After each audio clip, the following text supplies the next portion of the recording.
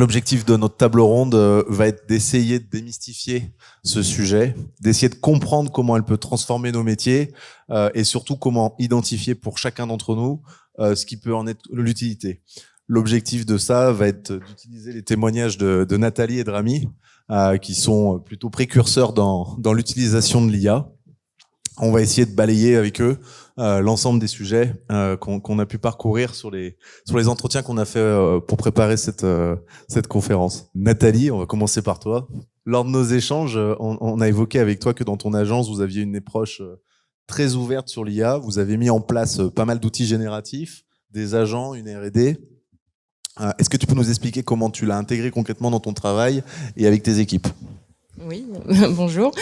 Alors c'est quelque chose qu'on a commencé assez rapidement après les premières images d'IA qui sont sorties, qui ont été un petit peu publiées partout. On a commencé à s'intéresser à l'outil. On a dans l'agence, on a toujours été assez précurseur avec les outils informatiques. On faisait beaucoup de paramétriques et aussi bien en conception qu'en fabrication. Donc c'était quelque chose un intérêt qui est très très présent.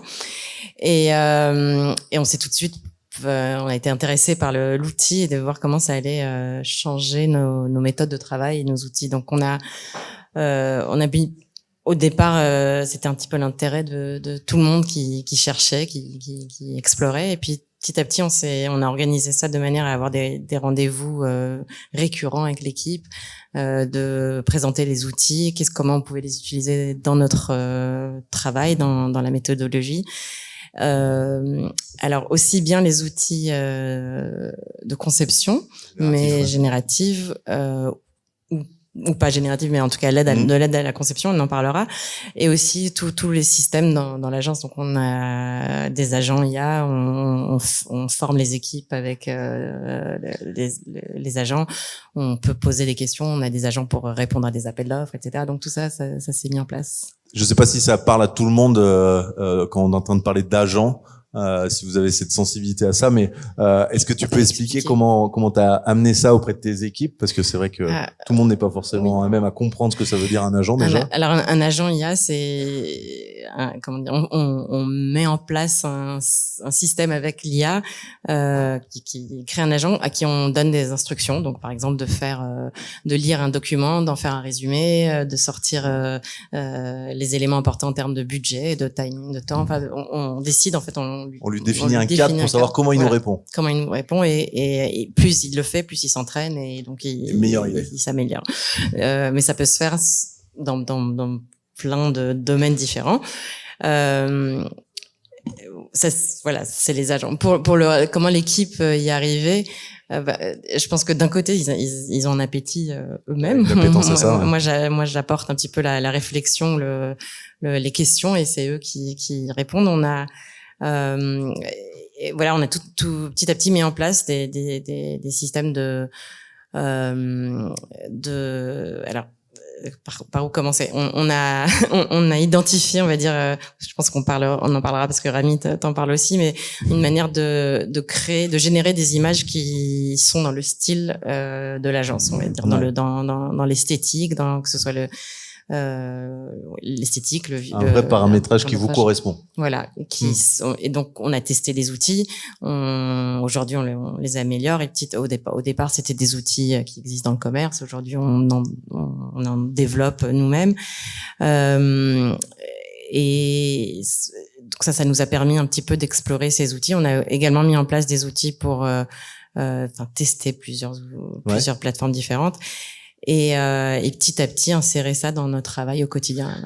Et tu as des exemples justement dans tes phases de test de problématiques que tu as rencontrées au début, ou encore maintenant d'ailleurs? Oui, enfin les problématiques, on en parlera. Je pense que c'est le contrôle de l'image, mais peut-être qu'on en parlera un petit peu. Des petites surprises. C'est-à-dire qu'une fois qu'on génère une image, elle est générée, elle est ce qu'elle est, mais quand on veut la retravailler, faut pouvoir contrôler ce qui va être généré une deuxième fois, une troisième fois, et ça c'est la complexité aujourd'hui dans la génération. Mais avant de parler de tout ça, je vais peut-être dire quelques mots sur comment on l'utilise nous. On l'utilise l'IA générative en amont, c'est-à-dire quand on est en brainstorming, si on travaille sur un site, un lieu, il y a des matériaux particuliers avec lesquels on veut travailler, ou une lumière, ou des formes, et tout ça, ça devient des éléments qu'on va intégrer dans un prompt et explorer de manière conceptuelle les idées. Et donc, et après, au niveau de, lorsque le projet avance, on va même jusqu'à créer des rendus, des images. On en parlera un petit peu après, peut-être. On en voit déjà quelques-unes sur la projection. Tout ceci est généré par IA. En effet. Mais déjà, on peut considérer que tu es vraiment en mode opérationnel sur l'IA depuis quelques temps, avec une vraie aisance là-dessus. Et c'est bien, ça va nous permettre de basculer sur Rami, qui lui a été assez précurseur dans le domaine durant nos échanges. C'est de ce côté qu'il faut que je fasse, je crois, pour que ça marche. C'est comme quand je veux changer la chaîne sur la télé, on sait pas où viser. Là, Régie. Ah, super. Désolé. Du coup, toi, Rami, tu m'expliquais que tu as mis en place ça dans ton agence depuis bientôt un peu plus de 3 ans. Est-ce que tu peux nous expliquer comment ça a commencé? Parce que 3 ans, c'était vraiment les prémices de l'IA. Comment tu as eu cette sensibilité et pourquoi tu as mis ça en place dès le départ? Oui, bonjour. Alors, très très différent de ce qu'évoquait Nathalie, parce que je pense que moi, j'ai pas du tout démarré l'intégration de l'IA au sein du studio par l'arrivée de l'IA, mais plus par un besoin personnel que je dirais que je travaille intellectuellement depuis des dizaines d'années. Et en fait, l'IA vient juste rajouter je dirais une facilité dans les méthodologies de travail. Mais je dirais que s'il n'y avait pas eu l'IA, je pense qu'on aurait fait autrement. C'est là où peut-être que nos usages diffèrent. L'IA, elle est rentrée dans le studio comme un vrai besoin d'améliorer des méthodes que je voulais préserver au sein du studio. Et comme vous le savez tous, c'est difficile de préserver des méthodes. Moi, j'appelle ça le patrimoine. Enfin, quand on travaille depuis 10, 15, 20 ans, on estime qu'au bout d'un moment, en tant que créateur, on n'a peut-être pas beaucoup gagné d'argent, mais on a un patrimoine, et que ce patrimoine, en fait, il s'envole, il peut se disperser quand les équipes partent, quand vous vous retrouvez tout seul, quand à un moment aussi il y a des difficultés au studio et qu'il faut malgré tout travailler. Bref, il y a plein de raisons qui font qu'en fait, souvent, ce qui est le plus important dans le studio, c'est-à-dire son patrimoine culturel, intellectuel, esthétique ne partent pas, et donc j'ai créé un outil qui allait essayer de m'aider à éviter que mon patrimoine disparaisse et qu'il se propage et se perpétue à travers différentes générations de collaborateurs. Un vrai codex.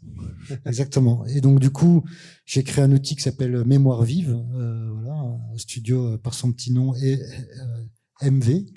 Et il y a MV1, MV2, MV3, parce que le premier, je pensais même pas s'il y avait vraiment de l'IA dedans. Alors pour ceux qui connaissent Pinterest, ça c'est la version pour tout le monde.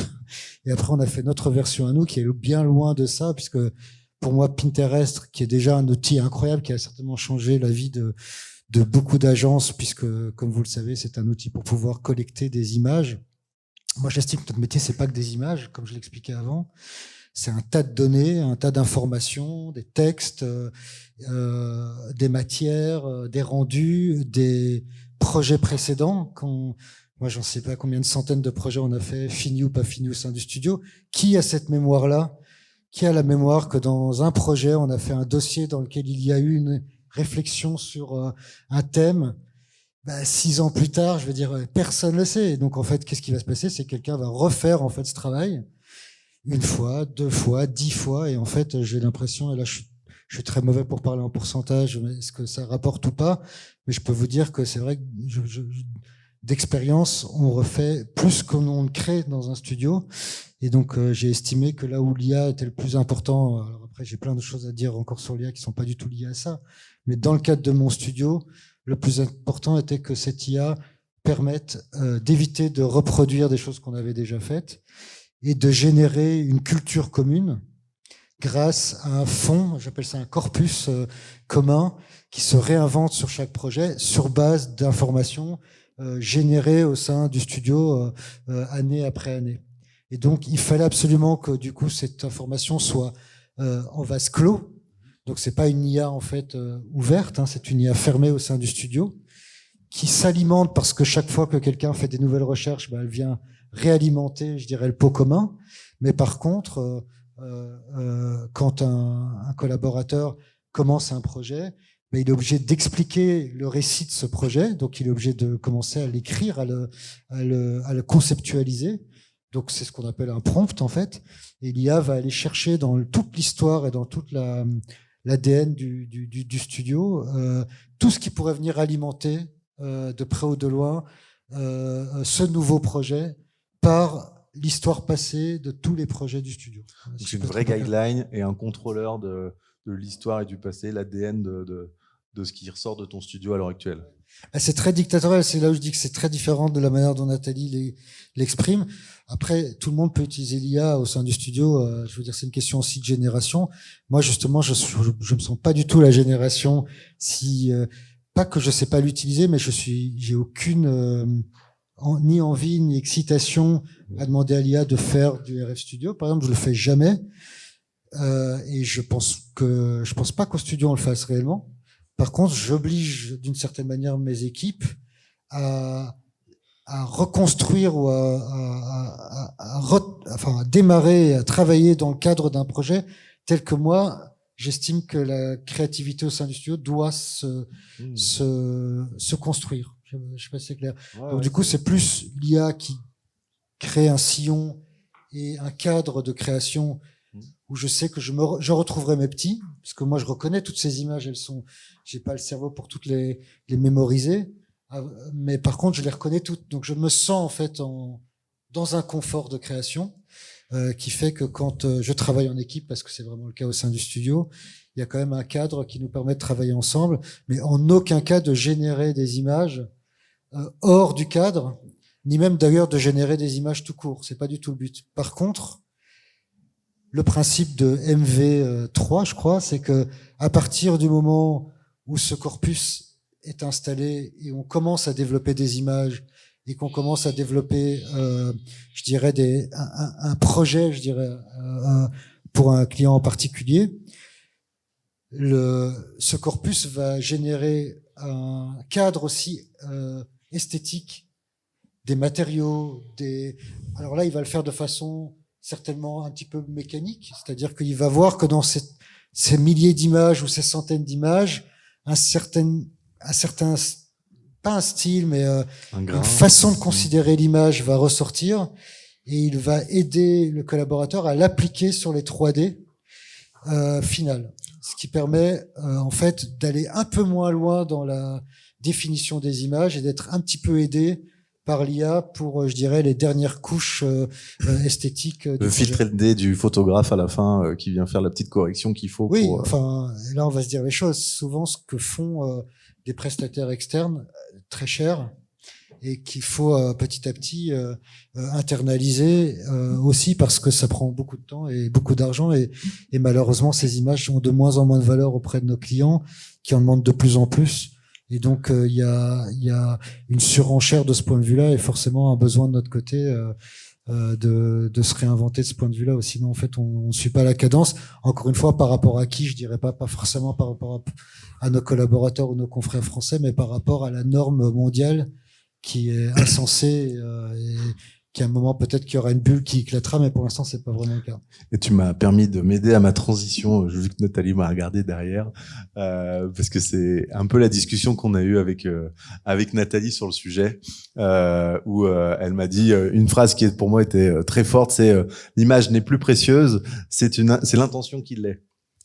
Est-ce que tu peux détailler un peu ce sujet? Je pense que oui, c'est en continuité de ce que tu disais. En effet, aujourd'hui la facilité de produire une image et le coût surtout, parce que dans le temps, c'était le temps et le coût de les produire avant l'IA, dans le temps, qui était important. Une barrière à l'image. D'ailleurs, c'est quelque chose qu'on facture aux clients ou qui prenait une part importante des honoraires.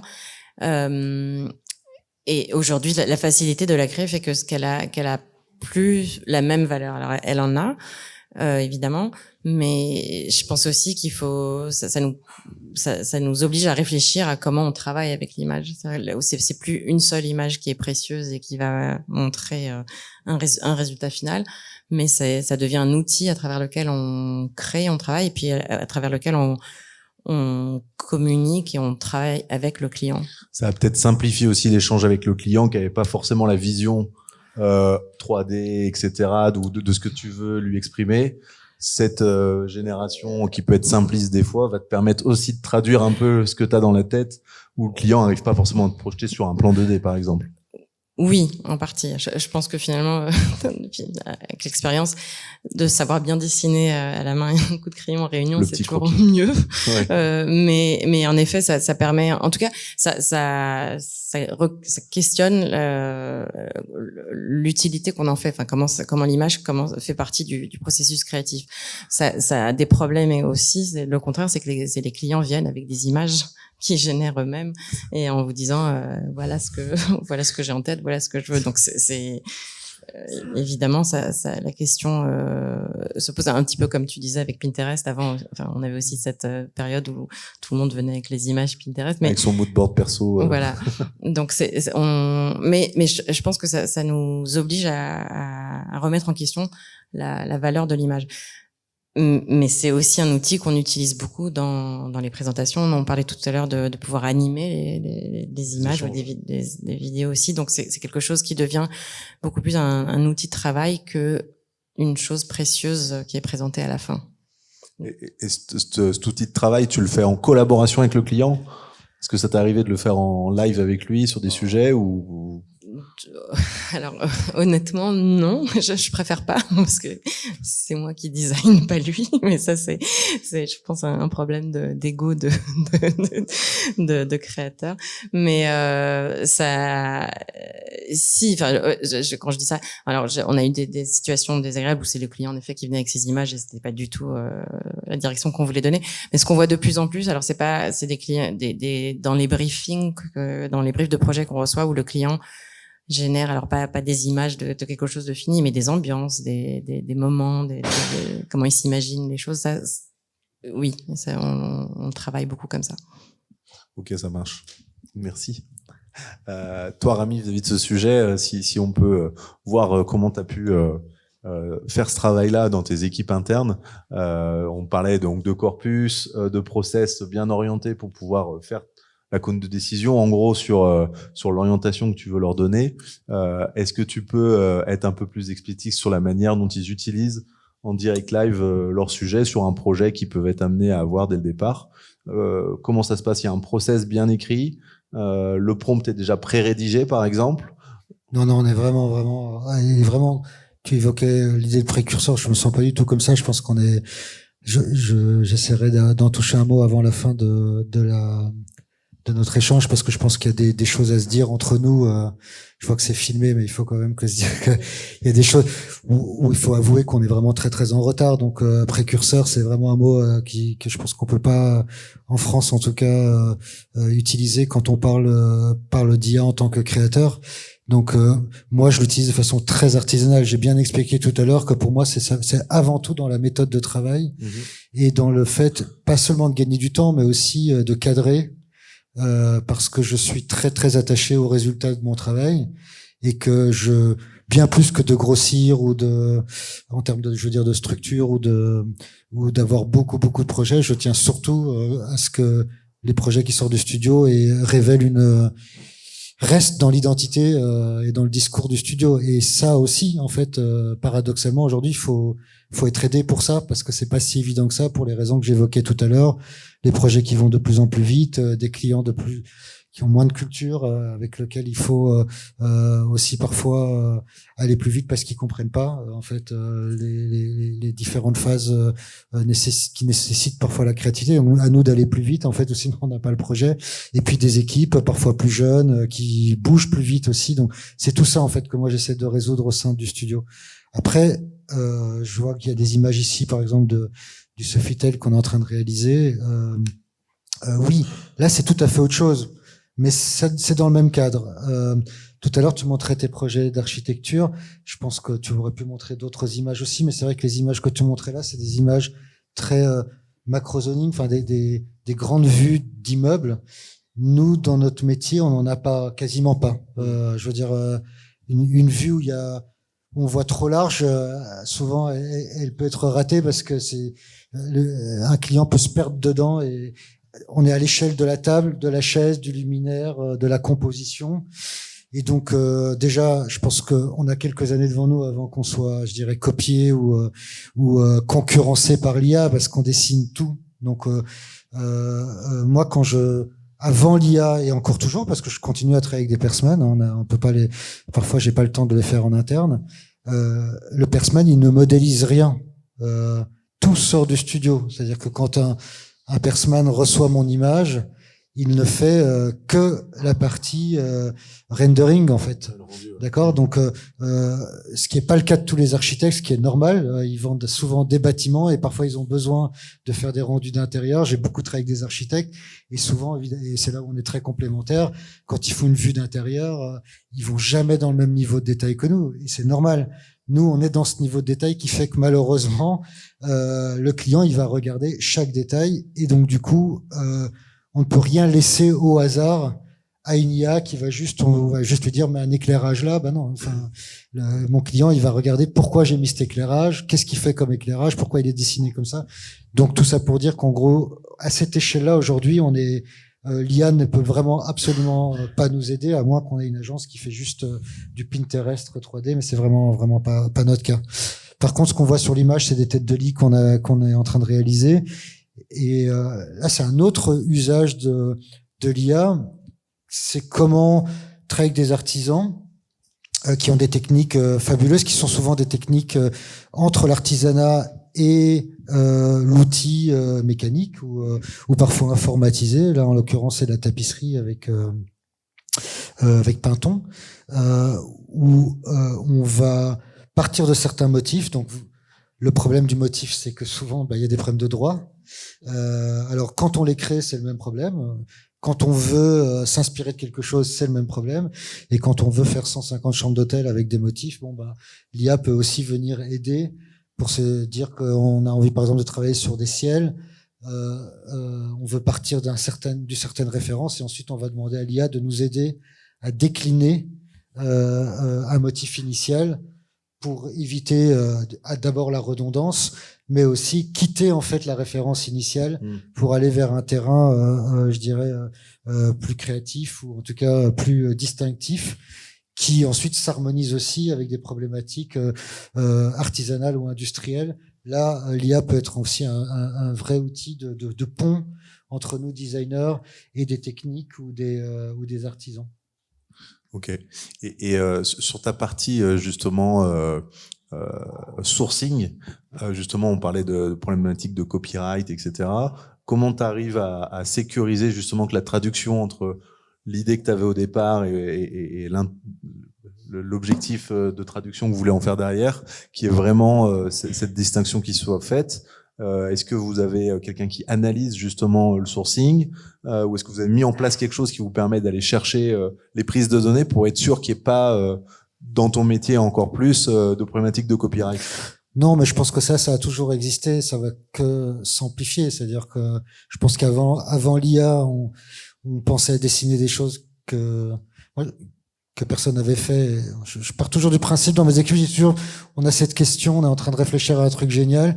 Dites-vous qu'il y a au moins 400 personnes qui sont exactement dans le même cas au même moment où on se parle, comme ça au moins on se détend sur le génie qu'on pourrait avoir. C'était déjà le cas avant et je pense que ça ne va faire qu'empirer. La seule question, enfin pas la seule question, mais en tout cas la seule manière de me préserver aujourd'hui, qui est d'ailleurs très non intuitive, c'est de communiquer. Ah, je dis ça, en plus je suis vraiment nul en communication, mais c'est d'être le premier à communiquer sur ses idées. Alors c'est un peu, comment dire, paradoxal. Là, je vous montre des images d'un hôtel qui va ouvrir dans le meilleur des cas dans 1 an. Maintenant, je m'en fiche de ça et je demande même plus l'avis parce que en fait, il vaut mieux montrer. En fait, il vaut mieux montrer. Avant, on montrait pas et après, on était frustré parce que 2 ans avant même que ton truc sorte, quelqu'un l'avait déjà fait. De toute façon, voilà, il y a plus rien n'est à cacher aujourd'hui, je pense. Ça pose d'autres problématiques, mais c'est certain que partant comme ça, je me sens un tout petit peu plus léger. Je n'ai pas besoin de faire d'insomnie, en tout cas pour ce sujet-là, à me dire que pendant que je suis en train de dessiner un truc, en le mettant dans l'IA, évidemment, quelqu'un d'autre va forcément à un moment tomber dessus. Ouais, c'est la nouvelle norme. Là, je reviens d'un voyage en Chine. La semaine dernière, je me suis pris quelques claques. J'étais là que 3 jours, juste une journée en marchant dans un mall. Je me suis dit, merde. Les idées sont partout. Elles sont de mieux en mieux faites ailleurs. Faut qu'on se le dise quand même. Et donc, du coup, il faut qu'on vive avec cette époque-là et qu'on cherche où se trouvent nos forces créatives. Parce que rien ne nous protégera aujourd'hui de ça. Je finis quand même par dire que, malgré ce que je dis, il y a quand même des réflexions sur la question juridique de nos créations à avoir. Je pense que Nathalie, tu pourras aussi rebondir là-dessus dans ton domaine. Mais en ce moment, je travaille sur un jeu. Je n'ai pas le temps d'en parler en entière là, mais qui est totalement basé sur l'IA pour créer des récits pour les enfants.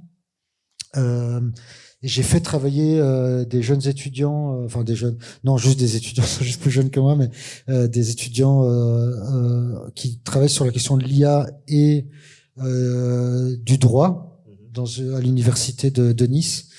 Il y a aujourd'hui tout un secteur d'activité autour du droit qui aujourd'hui ne travaille que sur cette question-là, c'est-à-dire comment on borne les problématiques de droit. C'est très très nouveau et c'est pour moi pas du tout encore applicable dans certains cas, mais je pense que dans nos activités à nous, il serait peut-être temps que cette question devienne un tout petit peu plus centrale et qu'on se la pose juste pour protéger collectivement, si pas nos idées, au moins notre métier. Et je dirais que ça, c'est quelque chose qu'il faudrait faire rentrer plus sérieusement dans nos pratiques collectives. Ça marche. Et je vois que Nathalie a envie de réagir. Non, je dirais oui. Enfin, c'est sûr, c'est une question qui se pose à plusieurs niveaux. C'est-à-dire qu'il y a aussi le fait de qui utilise les outils qui sont ouverts. Et donc tout ce qu'on y introduit et fait nourrit l'IA générative en général, donc on n'a pas de contrôle. Il y a aussi des outils, des circuits fermés comme celui que tu as créé ou que beaucoup d'agences créent.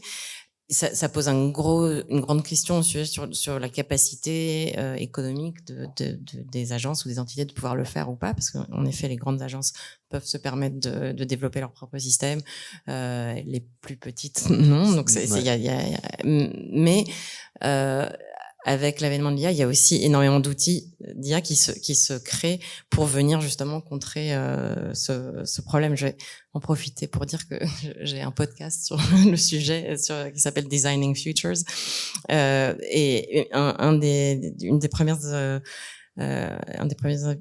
invitées qu'on a eues a une boîte qui justement travaille énormément avec les sociétés qui ont besoin d'images pour créer, c'est-à-dire dans la publicité, dans le cinéma, et ils ont une IA générative, mais qui sait exactement reconnaître à la fin de l'image générée quel pourcentage de l'image a été généré par rapport aux images de source. Et donc elle rémunère les auteurs des images sources en fonction. C'est pas mal ça. Parce qu'évidemment, quand on est Chanel ou Dia, on est obligé, on peut pas sortir une image pour une pub sans avoir les droits. Donc, je veux dire, en effet, les choses avancent beaucoup plus vite que ce que le juridique est capable de faire ou de rattraper.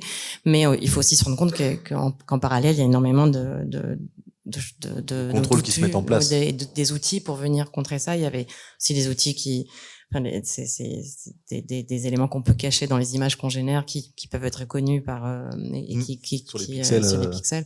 Donc, et il y en a beaucoup d'autres qui vont se générer. Mais je pense que, mais comme tu dis, le problème c'est que ça va à une vitesse qu'on ne pourra pas contrôler. Donc, c'est la question vraiment se pose, est-ce qu'on veut rester dans une posture de contrôle, ou est-ce qu'on se dit, c'est comme ça que ça évolue, comment je crée dans ce contexte. C'est là où vous avez deux approches qui sont assez différentes sur l'utilisation de l'IA, comment vous l'avez mis en place dans vos agences. C'est tout le lien qui se fait justement dans cet échange-là. Toi, Rami, par rapport à ce qu'a pu nous dire Nathalie, qu'est-ce qui peut t'inquiéter ou redouter, ou plutôt te dire, j'avais pas pensé à pouvoir faire ça au vu de l'utilisation qu'elle a? Oui, alors Nathalie a dit un truc très important, c'est que en effet, créer une IA, c'est pas enfin moi en tout cas dans mon cas, je ne l'ai pas créé from scratch en fait.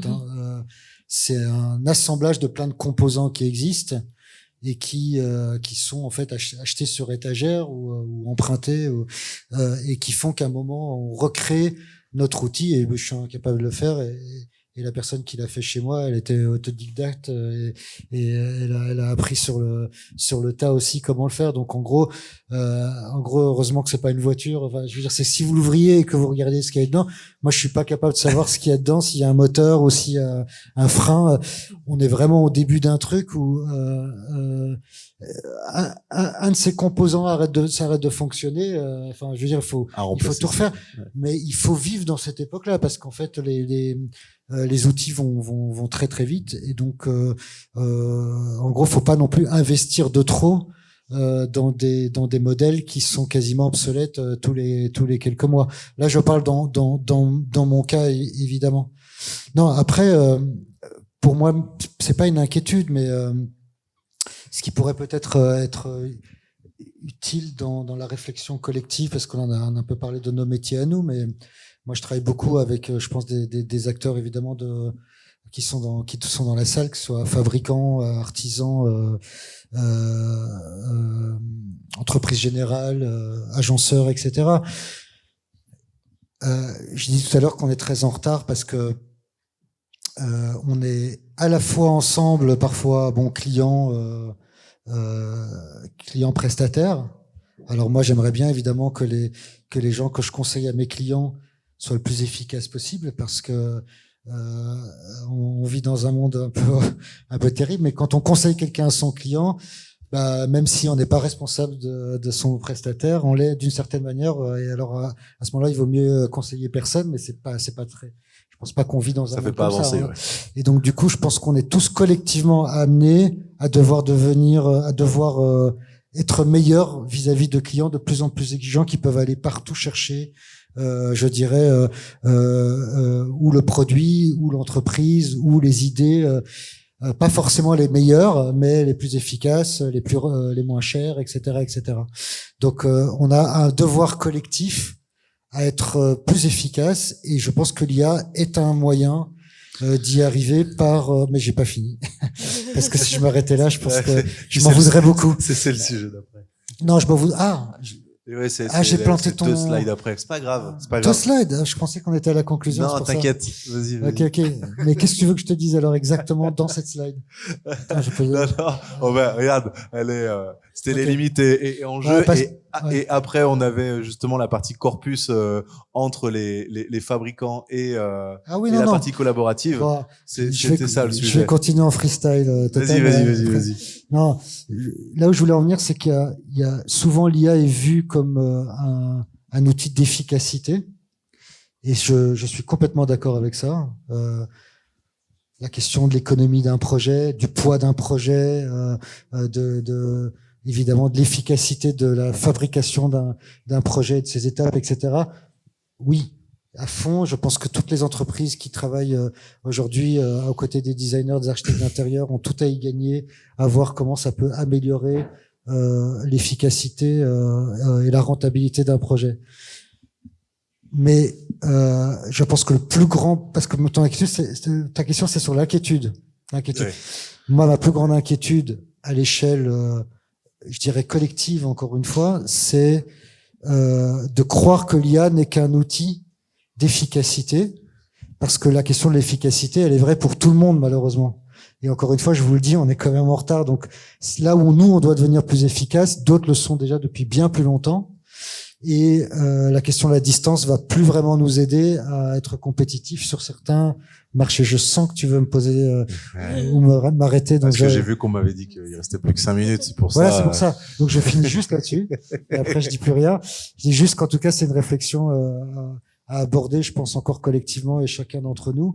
C'est comment l'IA est aussi un outil vraiment de distinction créative pour nous, entreprises et de création française / européenne. Moi, je suis pas très voilà, parce que si on est juste efficace et qu'on perd en fait, je dirais ce que l'IA pourrait nous apporter en termes de distinction créative, ce qui est beaucoup moins facile à aborder, c'est plus immatériel, c'est plus conceptuel ce que je dis là, mais c'est central parce que je pense que c'est le futur de nos métiers qui va, à mon avis, survivre si il voit comment l'IA peut nous aider à continuer à pouvoir se distinguer des autres marchés mondiaux, pas mondieux, tout à fait différent. Ce qui est pas gagné. Et, voilà, j'ai pas de réponse à vous donner. Si je l'avais, je la donnerais pas forcément non plus. Mais c'est en tout cas une réflexion à avoir ensemble sur l'IA. Ça marche. Si je peux faire une transition sur la partie collaborative, qui est un sujet assez important pour les personnes de l'ameublement et l'ensemble des prescripteurs. On en parlait tout à l'heure, Nathalie, ensemble, sur qu'est-ce que tu pourrais attendre des adhérents à l'ameublement et de l'ensemble des fournisseurs pour t'aider sur le travail que tu peux avoir. Alors moi, j'ai plein de choses que je voudrais dire sur ce que tu viens de dire, mais ça sera pour une autre occasion. Mais on refera une table ronde. Non, parce que pour oui, ce sujet, je pense que c'est une réflexion sur la présence que les produits ont dans l'open space de l'IA. C'est-à-dire que nous, par exemple, quand on prompte une image, on va lui dire qu'on veut un style de mobilier ou une marque de mobilier particulier, et selon la qualité de la connaissance que l'IA peut avoir de la présence de cette marque et l'identité de la marque ou des produits, il va ou pas insérer. Ce qui veut dire que l'ensemble des fournisseurs doivent être hyper vigilants sur l'apport de données, en tout cas, oui, des visuels, etc., des produits qu'ils fabriquent pour pouvoir vous les utiliser. Et de la présence que ça a numériquement. Je suis pas une spécialiste dedans, mais je sais qu'aujourd'hui, la manière dont, on avait l'habitude de comment Google lisait les recherches et la présence en SEO, mais l'IA a une méthodologie un peu différente et il faut quelque part répondre à cette méthodologie pour pouvoir y trouver et insérer. Donc ça je dirais c'est un élément très important, aussi bien visuel mais pas seulement, parce que nous on l'utilise beaucoup aussi quand on pour les pièces écrites, donc tout ce qui est spécification, c'est pas le mot, spécification, c'est le mot en anglais, mais donc de pouvoir dire voilà les qualités, le descriptif et tous ces éléments là, tout ce qui est en gros, ce que tu disais, il y a une question de rapidité et de facilité, surtout, d'une génération entière qui est en train de chercher la facilité. Et plus c'est facile à trouver, plus ça sera présent. Enfin, ça sera pris en compte. Il y a une vraie lien, et c'est pour ça que j'avais mis le sujet de IA collaboratif. C'est comment on peut arriver à interagir entre les prescripteurs, les donneurs d'ordre et les fabricants pour avoir justement ce partage de données qui soit productif et dans l'intérêt collectif. Ouais. Comme tu disais, personne nous attend. Il y en a qui sont bien plus en avance que nous. Ah oui. Et si on veut promouvoir le savoir-faire français, c'est hyper important que les fabricants soient sensibilisés et qu'on arrive à vous accompagner là-dessus. Tu disais un truc, voilà, on rentre vraiment dans la tambouille, mais c'est certain que quand une entreprise a modélisé ses mobiliers ou ses pièces, ses luminaires, et que en 2 minutes, en effet, moi aussi, elle se retrouve via l'IA dans nos disques durs, je peux vous dire que vous avez déjà 50% de chance que vous finissez dans notre projet. Si vous l'avez pas et qu'il faut remodéliser l'objet, vous êtes déjà totalement out du projet. Ça paraît rien, mais c'est énorme par rapport à la réalité aujourd'hui de la manière dont ça fonctionne sur nos nos projets. Ouais, ok, ça marche. Voilà, merci pour ces échanges. On est largement en retard. On va peut-être faire des questions. C'est ça. Si des gens ont des questions sur le sujet, n'hésitez pas à vous lever ou à lever le bras pour nous poser des questions. J'arrive toujours pas à changer de page. Ça, c'est pas nous. Je suis allé trop loin. Une question. Est-ce que vous pensez qu'il serait utile de réunir différents métiers de la création autour d'une table pour réfléchir justement à la protection aux droits d'auteur et pas que chacun réfléchisse de son côté, parce qu'il y a le problème pour les architectes d'intérieur, mais il y a les problèmes pour les agences de com, pour plein de métiers qui aujourd'hui sur la protection et les droits, il y a un flou artistique assez important. Est-ce que vous pensez que ça serait intéressant de réunir et de faire une... Moi, je pense que c'est intéressant, certainement, parce que même les questions c'est très intéressant d'ailleurs de se poser la question sur d'où vient l'idée de droit d'auteur et comment elle a évolué ça a commencé avec la photo, et donc c'est très intéressant comme histoire. Après, est-ce que ça sert à quelque chose? C'est une autre question. C'est-à-dire qu'aujourd'hui, déjà, comme tu disais, c'est tellement, on peut en discuter entre nous ici en France, en Europe, mais ce qui se passe à l'extérieur, on n'est pas du tout en contrôle de ça. Donc, quelqu'un qui va aller prendre mon image et la diffuser et en faire quelque chose en Chine, concrètement, je peux rien faire, ou il n'arrivera rien. Et donc, je sais pas si ça vaut la peine. Comme exercice intellectuel, c'est certainement très intéressant. Est-ce que ça vaut la peine vraiment? Est-ce que ça rapportera quelque chose, ou est-ce qu'il faut justement se demander, la réalité est telle est-ce que cette bataille est importante à mener, alors qu'il y en a d'autres peut-être plus importantes pour pas disparaître tout court? Ou est-ce qu'on se pose, comme tu disais, les questions de qu'est-ce qu'on peut faire pour garder je pense que c'est en effet ça, c'est ce que j'essaie de dire. Je sais pas si j'étais clair, mais c'est vraiment plus que la question de l'outil lui-même ou de la protection. La question, je pense qu'on est vraiment, faut vraiment se le dire sans complexe, on est à un moment charnière de l'histoire de la création. Voilà, on a tous appris de Bauhaus, on a tous appris les grandes écoles. Qu'est-ce que c'est que la grande école qui va sortir de notre génération, la génération d'après, et qui permettra de rester dans l'histoire ou même de créer l'histoire? Il faut pas hésiter à se mettre à ce niveau-là je dirais, du sujet, plutôt que d'essayer de maîtriser l'outil. L'outil, on ne le maîtrise pas.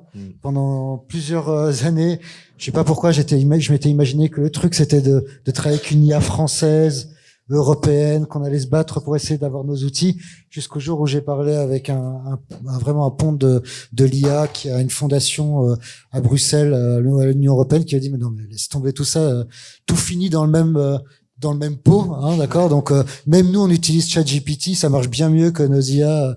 Voilà, donc en gros, voilà. En fait, cette bataille-là, disons qu'elle est un peu perdue. La question, c'est qu'est-ce qu'on fera de cet outil pour être plus créatif, plus inventif, plus innovant, plus narratif que les autres. Je pense qu'on a une grande histoire derrière nous de ce point de vue-là, mais qu'aujourd'hui on a un peu du mal à prendre la mesure de la hauteur de ce sujet et de ça d'y penser collectivement. Et juste pour rajouter sur tout ce que tu dis, comment ça se présente pour les générations futures, comment on éduque les futurs designers à travailler dans ce monde-là, dans ce contexte.